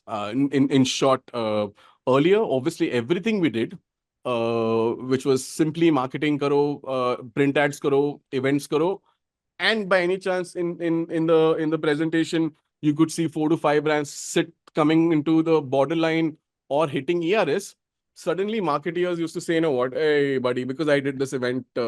While now, I think there is a special focus that we do on the ERS brands, and there is a calendar of signature events or programming we do for those ERS brands. And we use various tools, right? One of the things that I told you about was data mining, about how we are able to use interest group data for targeting XYZ. We are able to now actually program events around the brands over there, ensure that they are the only ones we are pushing. That's what ERS is all about. If I was Okay, able Prashad. to understand, sorry, Ankita. Yeah.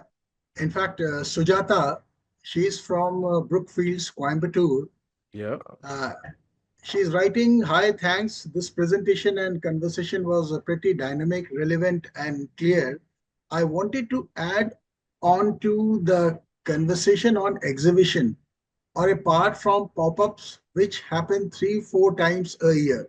Yeah. We from mall team also curate wedding expos, Brookfields, Kalyan Vaibham, Property Expo, Education Expo, Automobile Expo, with a plan for Sustainable Market Expo, Vegan Organics, etc., Home Bakers Expo, etc. We feel exhibitions curated in different genre help us with community with helps us with the community connect, B2B connects, and increase our ad bookings on a very basic level. Your Yeah. thoughts on this? How do malls manage PPL and IPRS? We don't do events wherein copyright music is performed, but that has also helped us think different and curate stand-up comedy shows and other exhibitions. It was a That's all. long, okay, it was a long question, Angie. I'm going to try to break this on my own. Yes, I think what you spoke about exhibitions, very critical and important, right? And Yeah. I just gave a small example about weddings, but yes, we do education fairs, property fairs. There are these counseling sessions that we typically do as an exhibition, which typically kicks in, I think, in the month of August or September, when the kids decide they have to go to abroad for certain studies. So we do some events. Now, what you also need to do is once you find what kind of exhibitions you've done, and if you've done one or two types of events or exhibitions regularly, uh, then just identify whoever would fall into the easy bracket of sponsorship, Unilad or those educational tech companies, right? We used to do a lot with Byju's. Obviously, Byju's is now uh, finished. But at that point of time, a lot of these education exhibitions, counseling, Byju's used to be a primary sponsor. They used to nevertheless be queuing up to use our atriums. But this way, we actually made it programmed in such a way that it became a good fit for them too. So yes, exhibitions are a great way of community connect, B2B connect, as you very well said. I think the second question that you typically asked was what, Anjeev? I'm sorry, I've lost the plot as well. Yeah, second question is how do malls manage PPL and IPRS? We don't do events wherein copyright music is performed, but that has also helped us think different and curate stand-up comedy shows and other exhibitions. So I don't know about this PPL and IPRS is a subject on its own. In between, there was a court which has given a stand on the PPL IPRS. Some of our properties, actually, we do have taken the PPL IPRS license, even though we are not running any copyrighted music, okay? Because even for the mall radio, which sort of plays in the common area, we've tied up with a particular entity which is only playing the non-copyright music. We didn't really have the reasons to do so, but we knew the fact that we'd be doing some guest listed events. We'll be hosting some events and parties in which we may play or we may end up playing those music. And instead of really approaching them in that particular point of time, what we found it more conducive and more better is to do a lump sum deal with them in the beginning and keep them at bay, so they don't keep really interfering in any of our events. But yes, I think it's an animal that we all are living with, which is PPL and IPRS.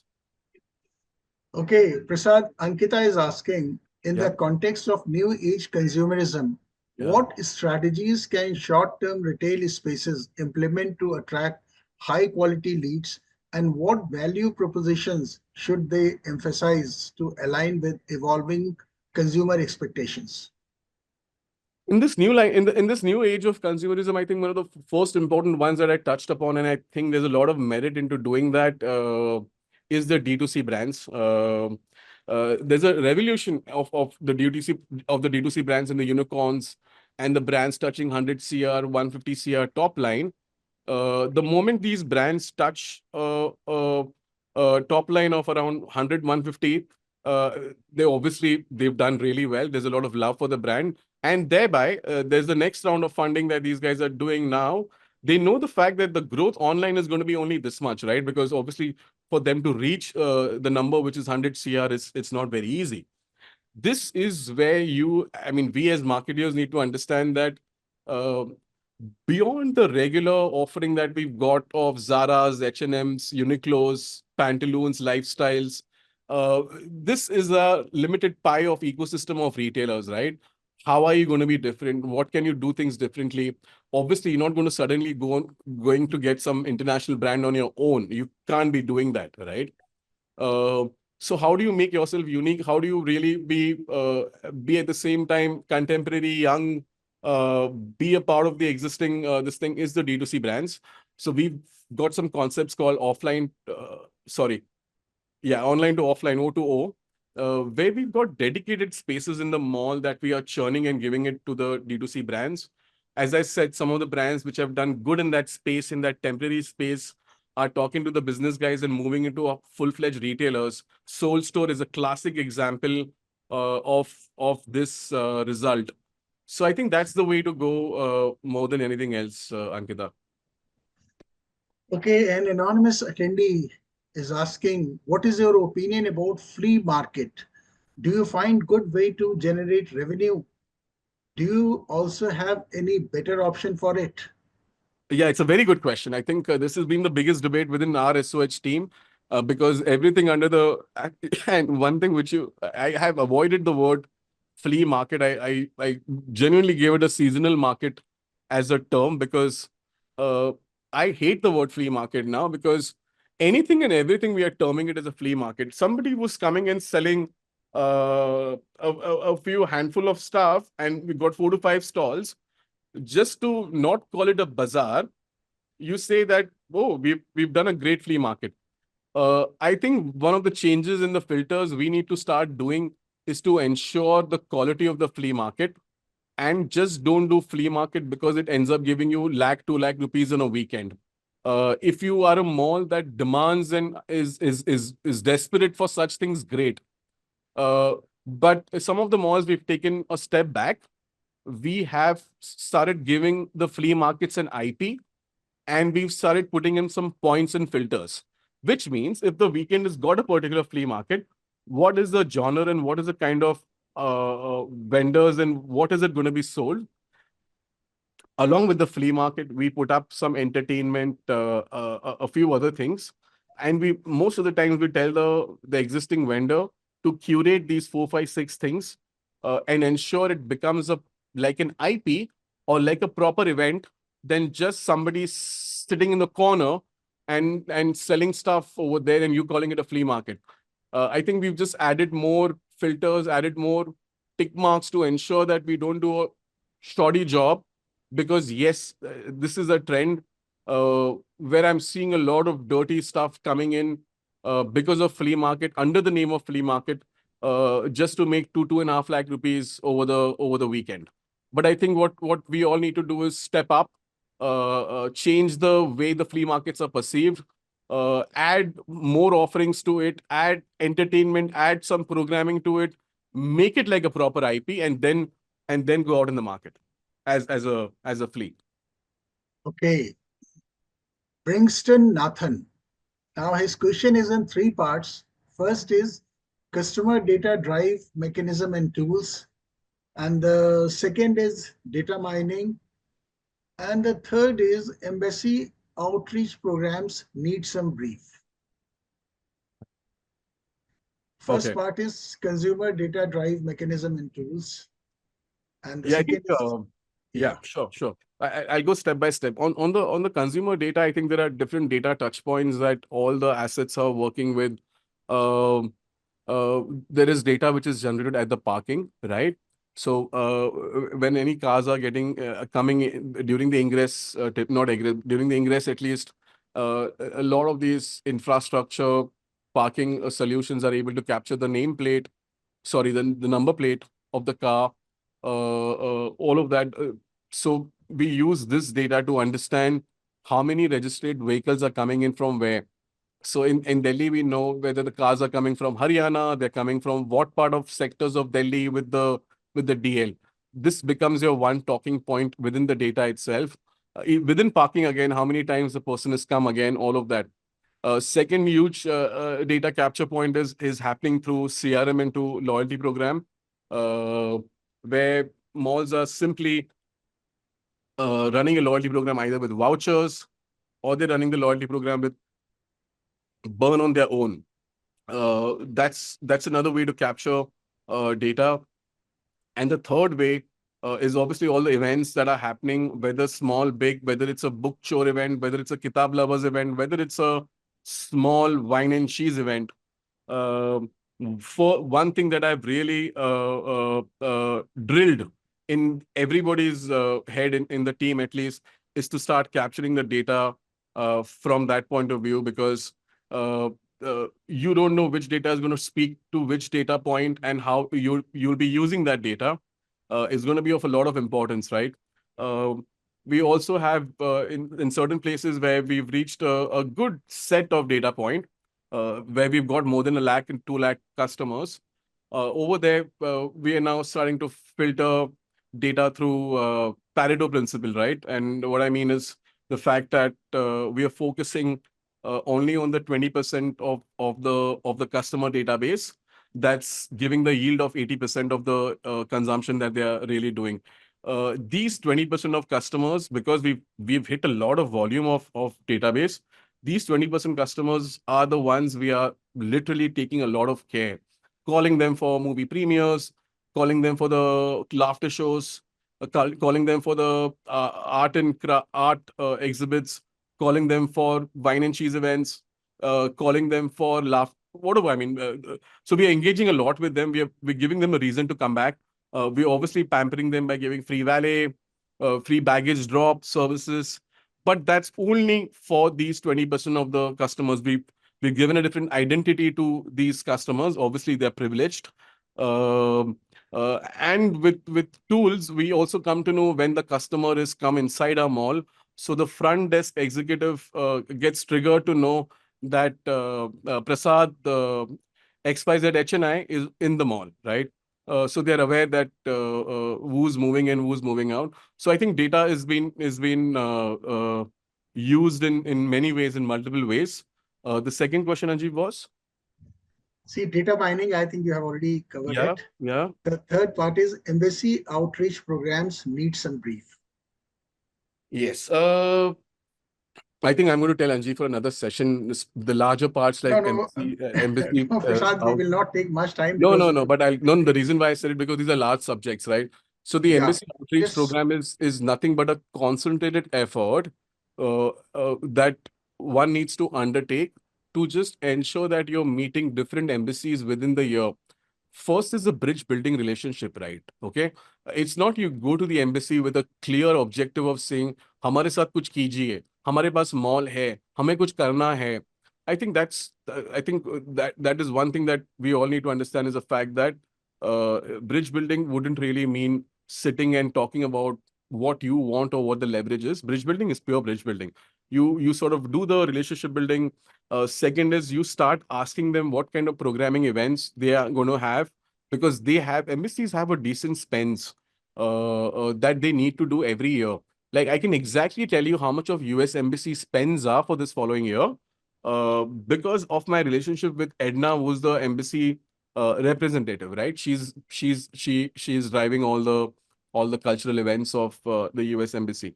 Not just that, calling the US consulates for some of your classy personal private events.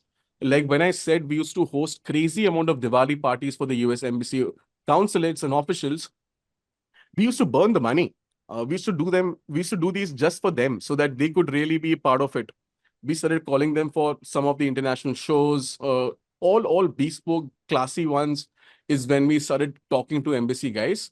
Followed later is we started sharing our entire event calendar with the embassy team, different, whether it was Argentina, whether it's Japan, whether it's US, and asking them, would they want to be a part of this entire calendar, or do they have a particular event which we can co-curate together?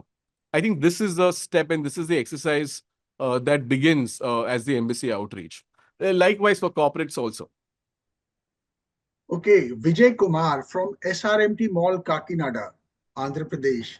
His question is, what emerging trends and technologies do you believe will shape marketing strategies in the next 3 to 5 years? And how should business prepare for them? It's a very good question, actually. It's a very good question. I think Yeah. one of the few things that at least I'm adopting and embracing right now are some of the publicly available platforms and tools. One of them is Sociometric. I think it's really unutilized. I think we need to work a lot on that. But Sociometric is nothing but a location aggregator platform or a software that typically tells me in the map, in the zones, where my customers are, where are they coming from, how often they're coming to me, which other competition are they going to. Uh, Also, we are able to get in some insights as to which apartment they live in, how many cars they own, um, and the kind of segmentation buckets this particular tool is able to have just makes the campaigns better for us. We know what has worked. We know which are the people we're going to talk to. We know now, as a matter of fact, that within the geography or within the catchment, I already have sector 14, 13, 12, 8, 10 coming to me very, very often, right? The ones that are not coming to me are staying in these pockets. So now, instead of me just simply going and doing print ads and burn on performance marketing and boosting, I'm doing much more targeted campaigns towards those apartments, towards those areas, towards taking outdoor signages over there. So the more and more insights we get from these data points, especially location-based aggregators, it just helps to understand our footfalls, our visitors better. Okay. Prasad, this is the last question I'm taking due to time constraint. Oh, sure. And this is from Amish Sharma from Prozone, Aurangabad. His question is, it's second time organizing carnival, but getting the crowd only after 6:30 p.m. What can be done inside carnival area to attract footfall inside in the daytime? Okay. No, there are there could be many reasons as to why people are not coming during daytime. But one of the biggest one could be the weather, right? Carnivals, we've done umpteen amount of times. But during the daytime, if the weather is not conducive for us to do those carnivals, so I don't know whether it's just the weather. If it's not just the weather and people are only coming in the evening, which means you're not really able to tap into a large chunk of the segment of the society, which is your college going crowd, your homemakers, XYZ amount of people, right? So I think the focus of communication messaging should change. If there are some things that you can perhaps do, just an example, if you could teach cooking or do some masterclass or something which is only for the homemakers or a particular segment, you'll be able to attract that crowd, at least in your carnival during the daytime. In evening time, as you may have the razzmatazz and jazz, which draws a large crowd. So I think it's multiple things that you may have to see and change. Sorry, viewers, due to time constraint, we are not able to, it's not possible for us to answer all the questions. What you can do is you just post your questions and we will share those questions with Prasad and you will get Sure. your replies, right? And I Absolutely, hope Anju. so. With this, Prasad, we have to end the today's session. It was a very enlightening session. Thanks for sharing your experiences, and it was really the practical insights which you have given. Our viewers must have found it very productive. So, with this, I'm equally hoping for the same, Anjeev. That was my intent. That was the goal, to sort of obviously touch on the fundamentals, touch on the basics, and touch upon some of the concepts that we are implementing and adopting now. so thank you, Prasad, Thank you, once Anjeev. again for conducting this session, enlightening session for Shopping Center Association of India. Thank you and bye Everybody. bye. Thank you, everybody. Thank you, everybody.